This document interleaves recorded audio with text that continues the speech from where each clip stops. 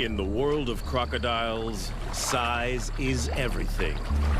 And this one is an absolute monster. At 6 meters long, he's the boss of a gang of reptilian killers. The gang takes down and takes apart any animal within their grasp. But everything belongs to the boss. He rules by sheer size and explosive violence. He will maim or kill to keep control. But this year, a young male takes on the brutal hierarchy of the Croc ganglands.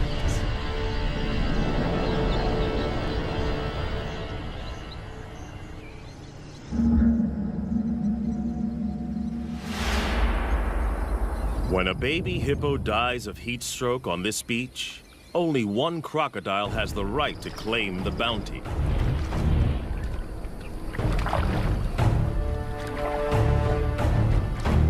He is the Croc boss, the godfather of the ganglands.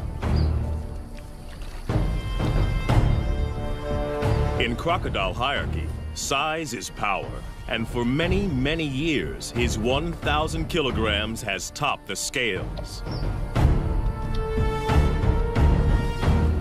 As biggest croc on the beach, all food is his.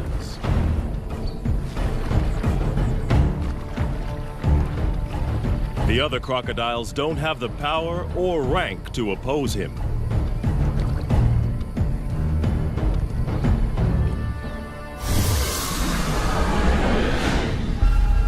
The boss didn't discover this carcass. One of the subdominant males found the prize. At 3 meters long, he is no small crocodile, but he lives on this beach and feeds at the discretion of Croc Boss.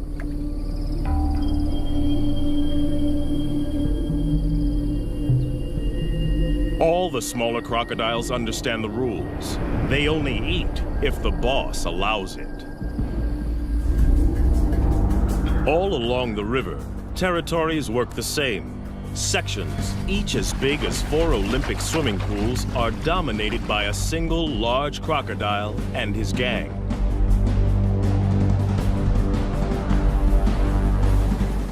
Croc Boss is the biggest of them all. But for most of the year, there is a peaceful truce between him and the other leaders. Border skirmishes mostly occur during the mating season. Smaller crocodiles may join the gang as long as they obey 3 simple rules. Croc Boss gets the best food. He is respected at all times, and only he mates with receptive females. Gang members break the rules at their peril. But there is always a younger rival, trying to get big enough to become a boss in his own right. These pretenders are shadow bosses, waiting for their moment. We call them phantoms. There have been other takeover bids. A smaller male tried to mate with one of the boss's females.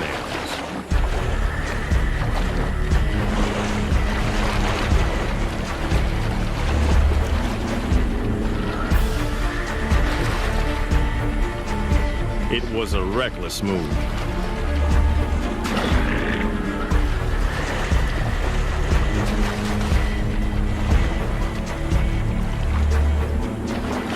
The challenger's bony armor was no match for the boss's brutal bites, as powerful as a trash compactor.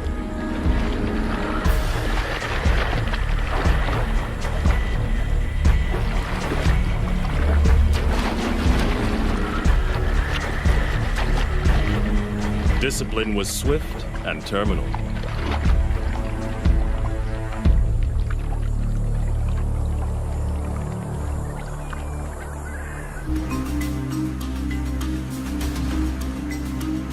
This Croc Boss's territory in Africa is a stretch of the Luangwa River in Zambia, in the South Luangwa National Park. It's a crocodile killing field, especially during the severe dry season. Inland lakes and pools dry up. And the river is the only water for kilometers around. All animals in the area must make long treks here to drink. And in 40-degree heat, many don't make it. The river's a lifeline and a death zone.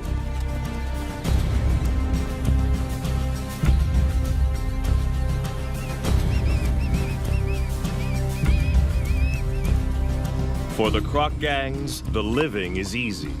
Even the smaller ones get to feed.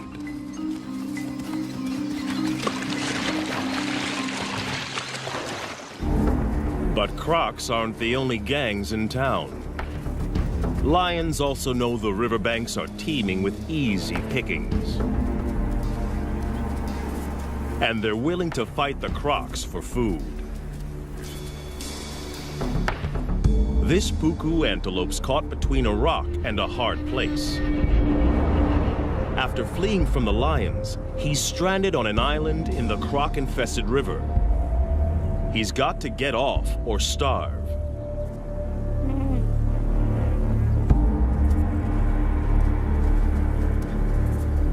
The lions won't swim after their prey. They'll wait for it to make a mistake.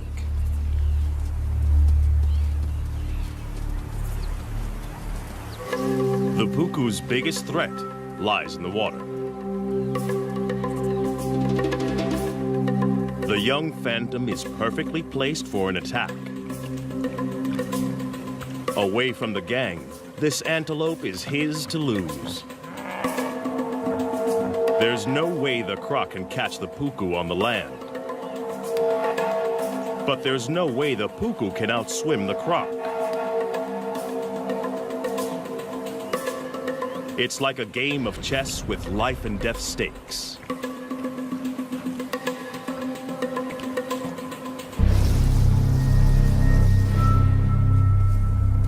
The puku has to use the land to put as much distance as he can between himself and the waiting croc, and figure out the shortest swim possible.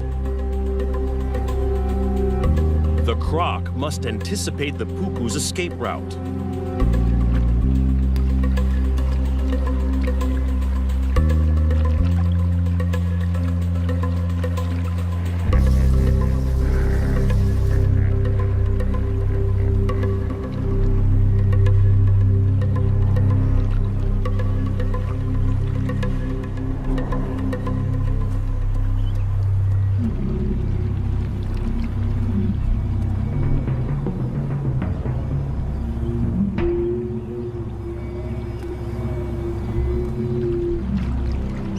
Life boils down to a simple equation of speed versus distance.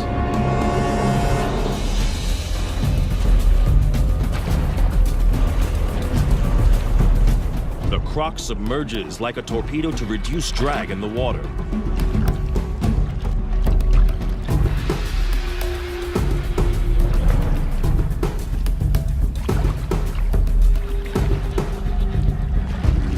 But his top speed of 10 kilometers per hour is not fast enough.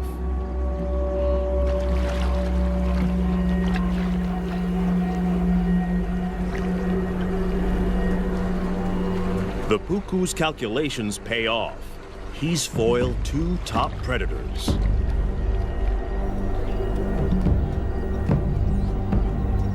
The young croc misses an easy kill.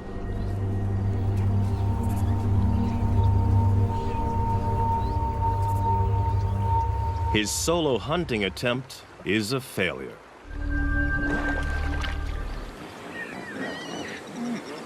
But the dry season has another food bonus on offer. Huge numbers of hippos crush together in the Luangwa's diminishing deep water holes to keep cool. No crocodile, even one as big as Croc Boss, would attack a full-grown hippo.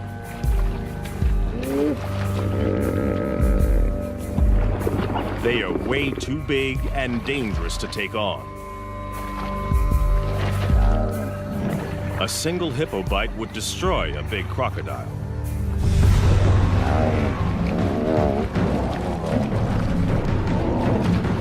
But the crocs don't need to try to kill the hippos.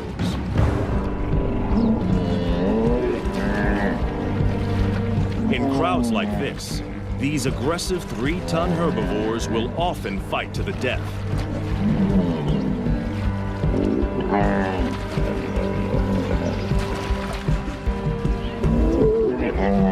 Leaving the croc gangs with a meat bonanza. A hippo carcass is one of the rare occasions when rival gang members join forces. Up to 200 crocs from different factions feed together. In fact, this cooperative frenzy serves a useful purpose. Crocs' jaws don't move from side to side. When the carcass is in water, they need others to pull against to help them rip off hunks of meat. It'll take them less than 2 days to completely demolish a 1-ton hippo. With the most acidic stomach of any vertebrate, crocodiles can digest every centimeter of a carcass. And as usual, the final chunk of meat goes to the croc boss.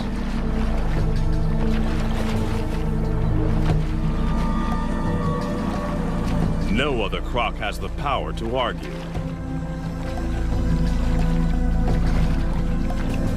Cooperation is officially over.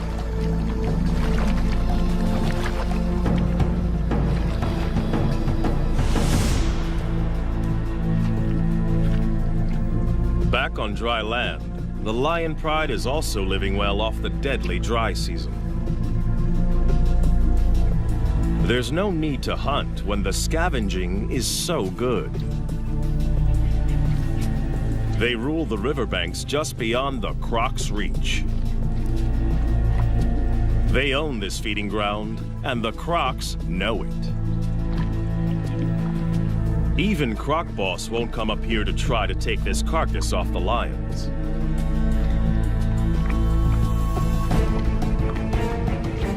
But anything that dies closer to the water is in no man's land, and that means war. Lion versus croc.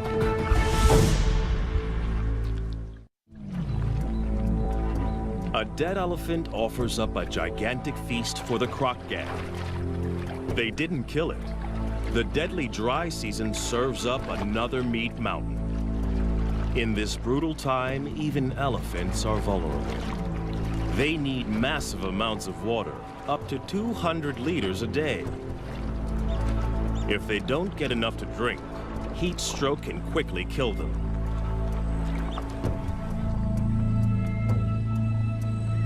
The crocs have the carcass now, but they don't own it. It's right in the conflict zone. The lions have started feeding on it, and they haven't finished. This prize is too big to give up without a fight.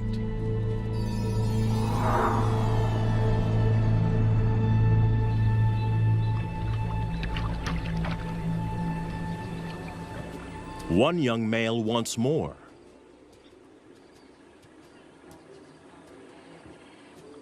His scrappy mane indicates he's barely 2 years old, but he's big and dangerous.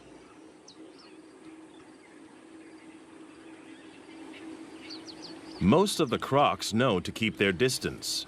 Even this immature lion can kill them. But the inexperienced smaller crocs are willing to take him on.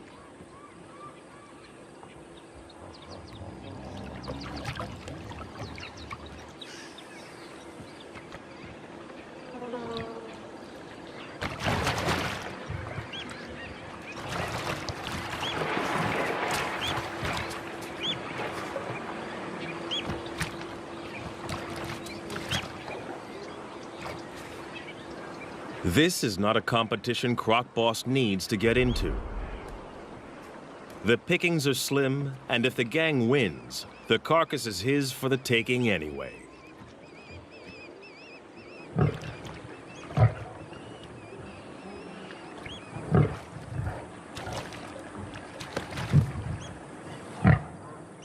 Without backup, the young lion isn't sure of himself.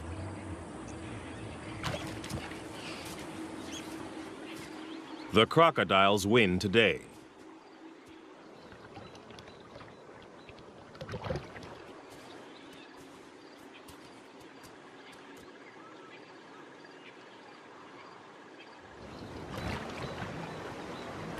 The gang now goes to work as fast as they can. It's a race to rip as much meat as possible from the carcass.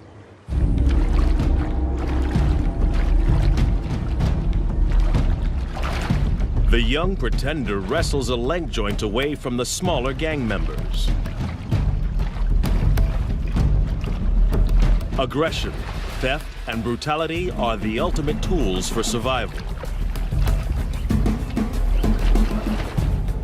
In crocodile hierarchy, bigger individuals are always looking to exploit the little guy.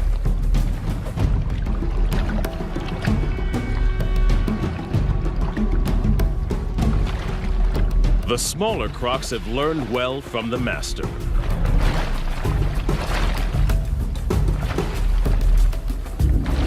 But there is only one master. Croc Boss comes to claim his dues.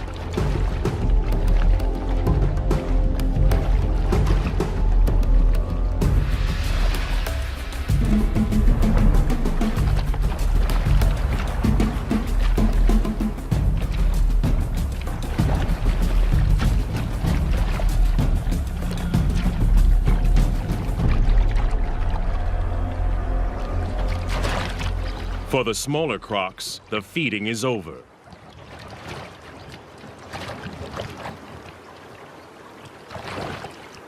There is no way for the Phantom to mount a challenge.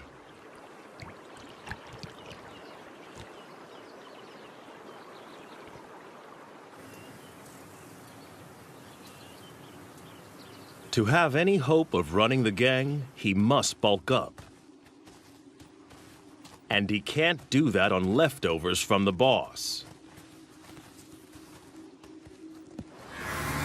He's got to find his own food.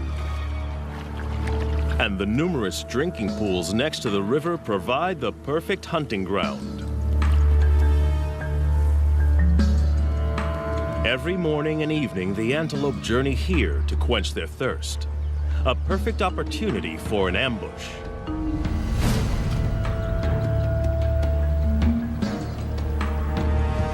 But the impala are on high alert.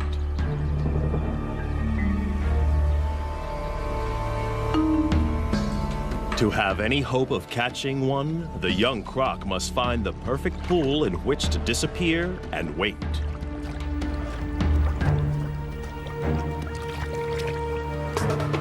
The impala are smart to the crocodile's strategy. They try to drink together where there's safety in numbers.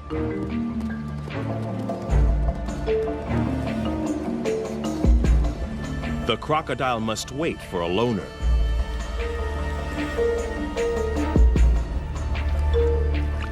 The trap is set.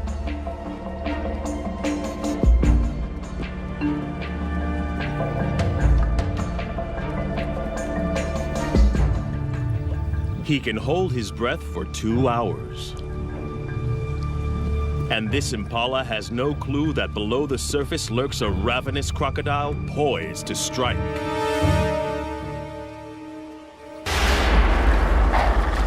The young croc blows it. Impatience costs him a meal. Crocs can launch their entire body out of the water in less than half a second. But timing is everything, and he has a lot to learn.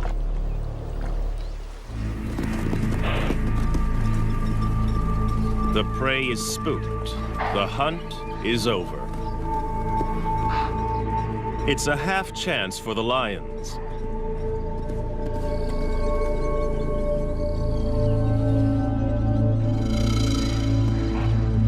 But it's a long chase, too exposed. And they're not that desperate.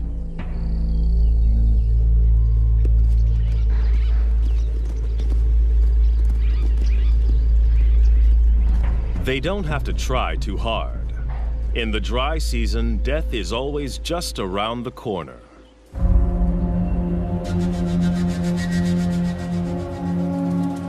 After the unsuccessful hunt, the young croc has to recover and recharge his batteries. Crocodiles bask to keep their body temperature up and digest more efficiently. Crocodiles are not cold-blooded. Their bodies are as warm as ours most of the time. They just have to work harder to keep their temperature between 33 and 35 degrees. Phantom needs to regain energy. During extreme exertion, crocodiles build up a huge amount of lactic acid. This is toxic and must be eliminated from their systems. The only way is rest. Part of Croc Boss's success is his energy strategy. He lets the smaller gang members exert themselves. They work and he eats.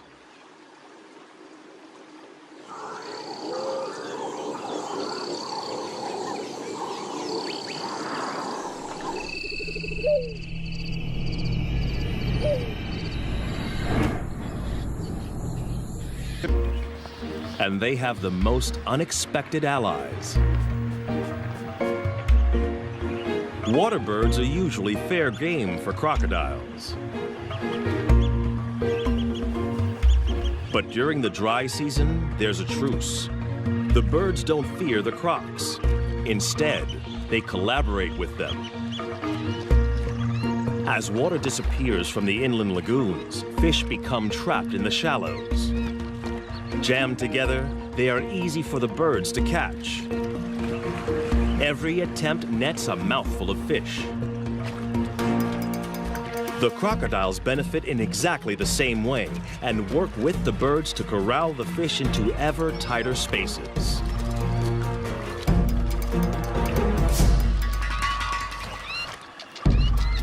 Each fish is a tiny meal, but for the small crocs, this technique is well worth the effort.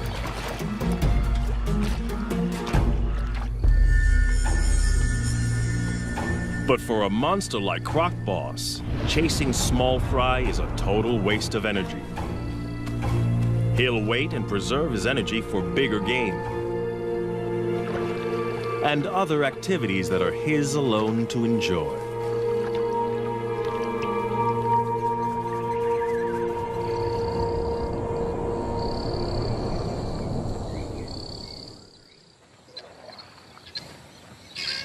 The dry season doesn't just bring a food bonanza.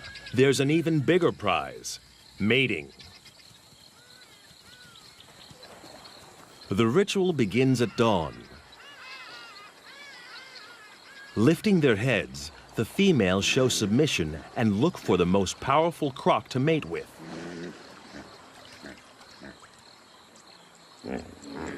The boss raises his body and literally stands out in the river.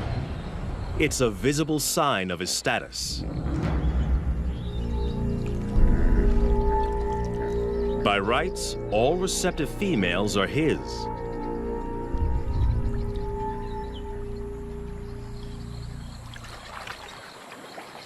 But the young pretender is also drawn in.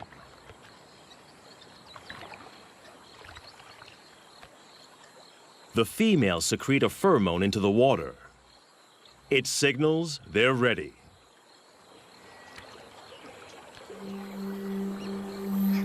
But even the boss must perform before he can mate.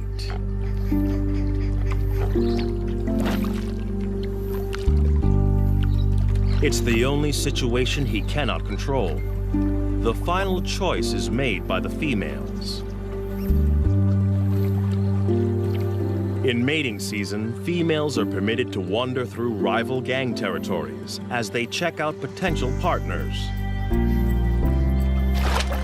The boss's head slaps and bubble blowing are the croc equivalent of beating the chest.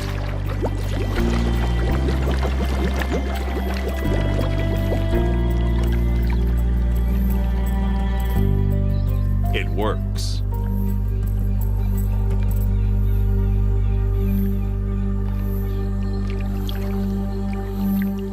The smaller male can only watch. For a one-ton monster, the boss's mating ritual is surprisingly tender. He blows bubbles that delicately tickle the female's sensitive neck area.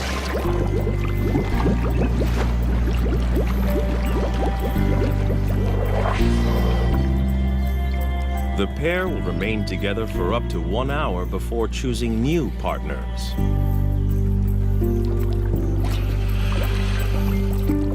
But one smaller female is not prepared to wait.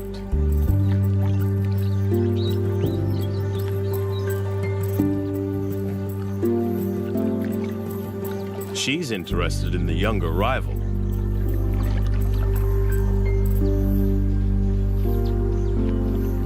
The boss's dance is coming to the end.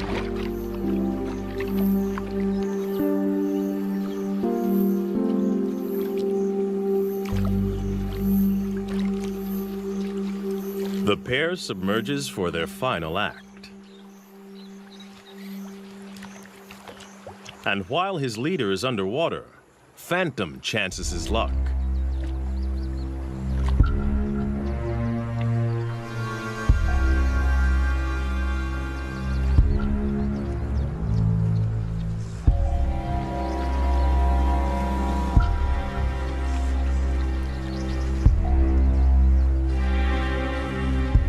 But the boss didn't get where he is by being inattentive.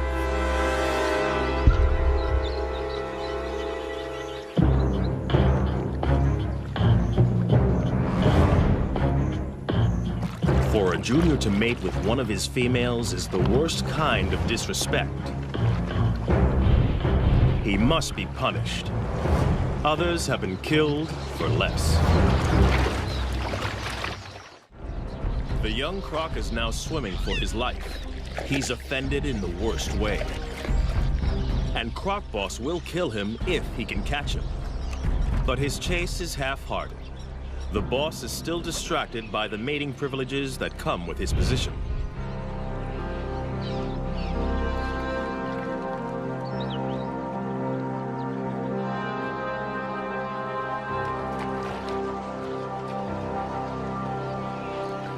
The young pretender gets off with a warning bite.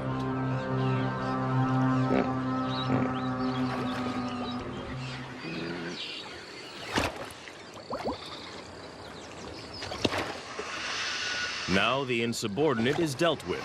The boss can return to more gentle pursuits.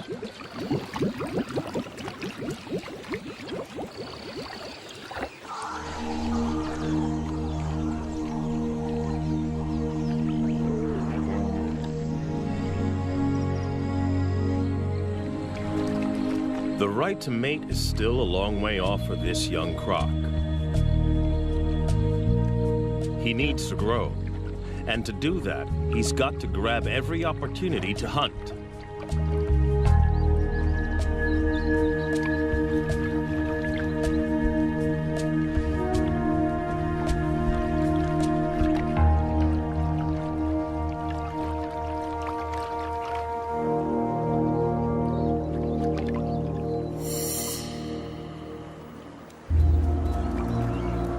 Fortunately, the relentless dry season serves up an endless convoy of thirsty prey. Twice a day, regular as clockwork, impala and wildebeest gather to drink.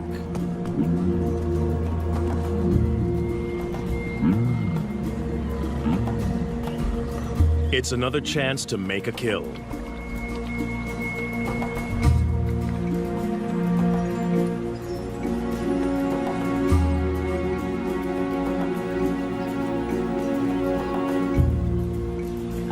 These impala are safe. They know exactly where the danger lurks.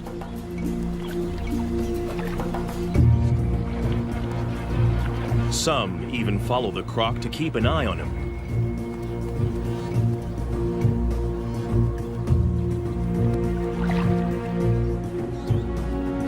He is searching for the perfect place to spring a trap.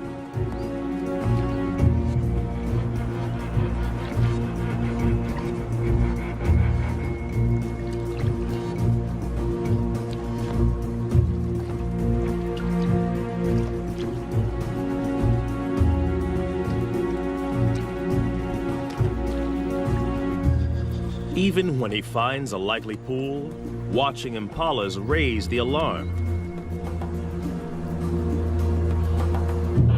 They snort to warn others to stay away from this drinking spot.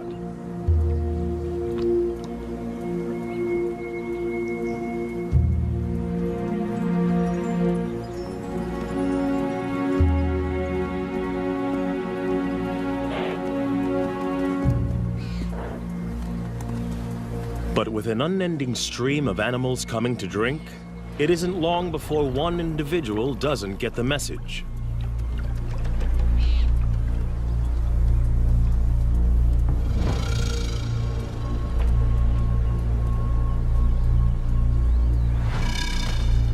Even though this impala senses something, it's compelled to drink.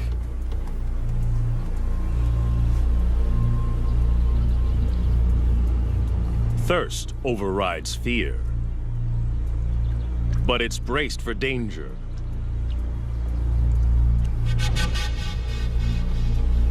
Every muscle is hardwired for escape.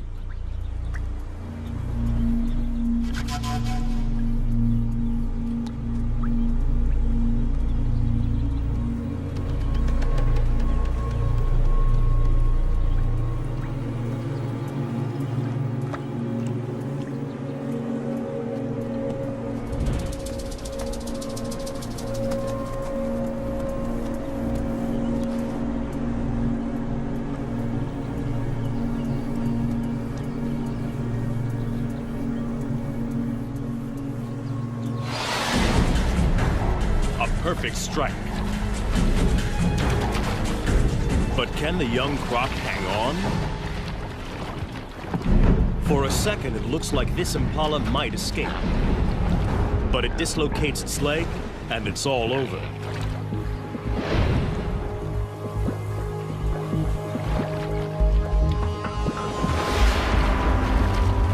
The timing of Phantom's ambush was a tiny bit off. He only manages to grab the impala's horn and is forced to bite again. But in the struggle, the impala's leg is tangled in its own horn, and it's all over.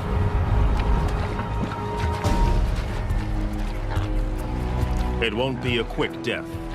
He will have to drag his kill into the deeper river to drown it.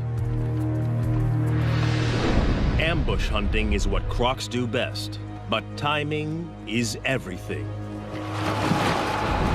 Phantom's first attempt was too rushed, and he lost his meal.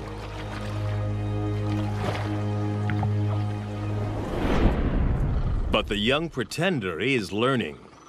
This time, he patiently waited for the impala to make a crucial mistake.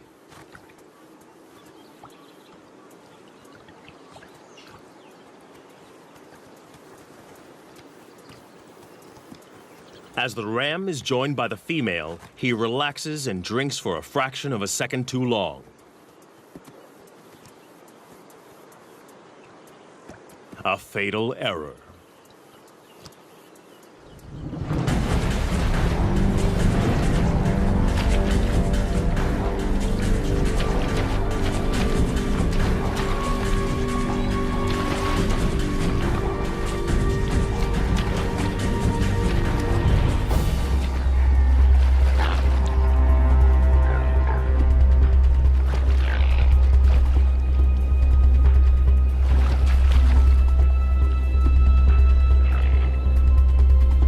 But the croc has made a mistake too.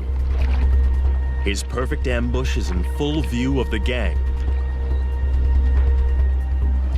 Now he must fight to keep it.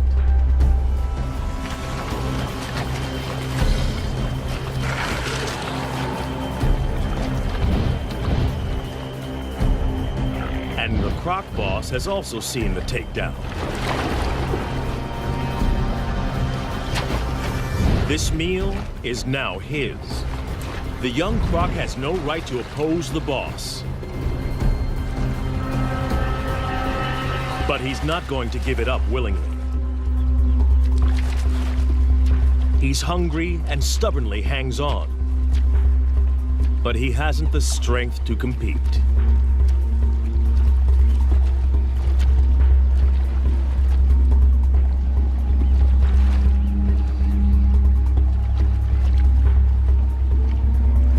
rest of the gang fights to get a bite onto the impala.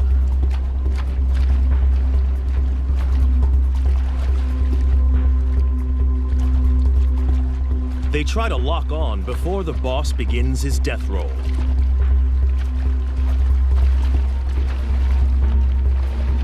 As the giant spins, he literally tears the impala to pieces. Any of the gang that can hang on may end up with a big chunk of meat. The impala has gone from living animal to meat chunks in a couple of seconds. Some of the gang manages to snag a piece, but not the pretender. In the ganglands, catching the prey doesn't guarantee you eat the prey. Hunting and fighting are a major drain on a smaller crocodile's energy reserves. Phantom must rest to build up his strength.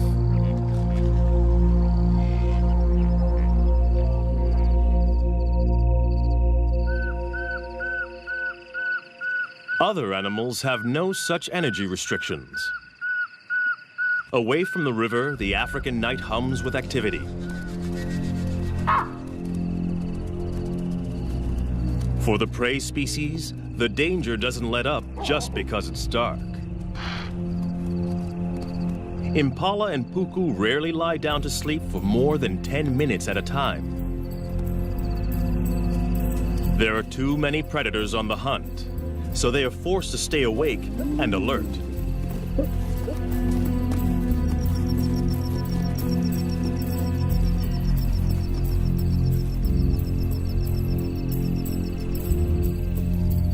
Lions take advantage when the crocodiles can't.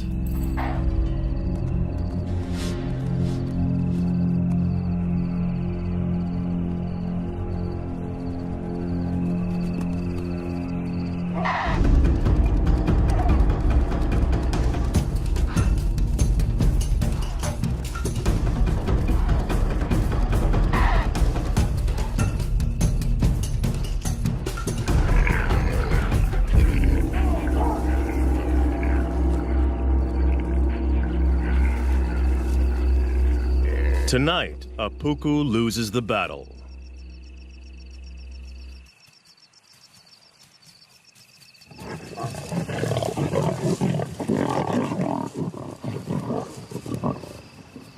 Dry season around the Luangwa River is not a good time to be a herbivore.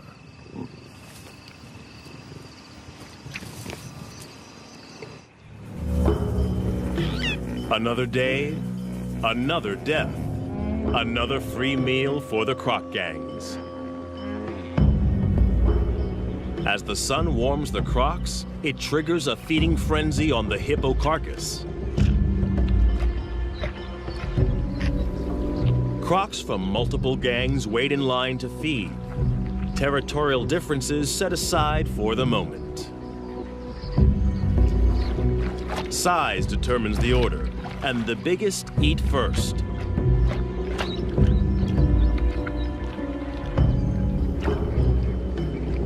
The young pretender and the other smaller crocs must wait.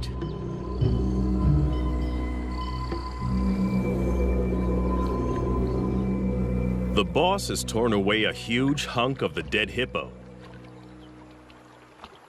And in a strange twist, he is now being harried by a living hippo. One of the few creatures that can kill a big crocodile. In a bizarre scene, the croc boss is being menaced by a huge hippo as it consumes his dead relative. At first glance, this looks like a challenge for food. But hippos are exclusive herbivores.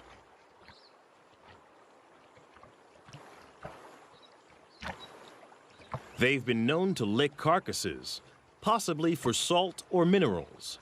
But something else seems to be going on here. Perhaps like elephants, the hippo senses the death of one of its own. But it looks like the hippo is being aggressive. Perhaps this is some kind of primitive emotional reaction. Whatever the hippo's motivation, the huge crocodile knows this is dangerous.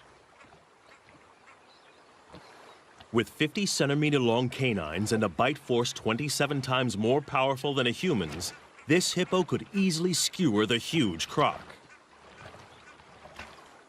For the first time in a long time, the boss is being pushed around by a bigger beast.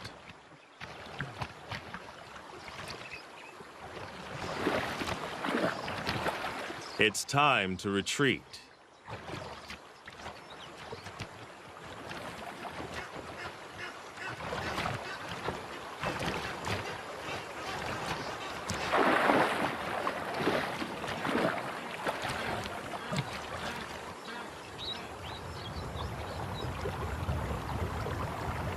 Success in a croc gang is all about being a consummate opportunist. And now the young croc sees an opening. A chance for food. Perhaps the possibility to gain ground in the gang. But the croc boss doesn't share. And this bid for food has been interpreted differently.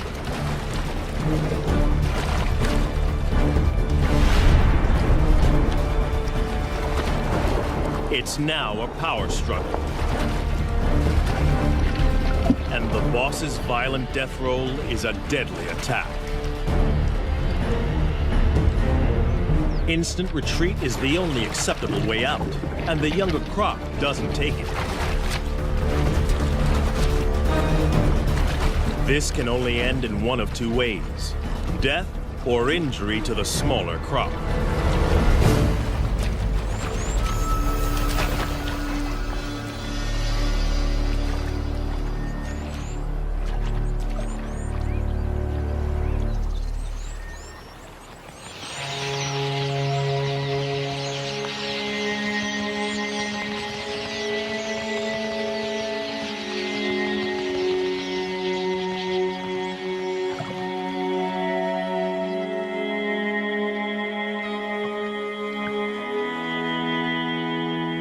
He gets off lightly. He is alive. But it's still a disaster.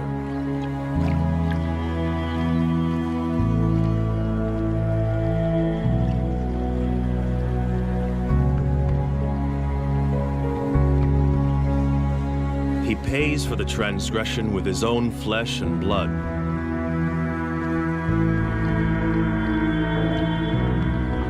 The monster croc ripped his top jaw clean off.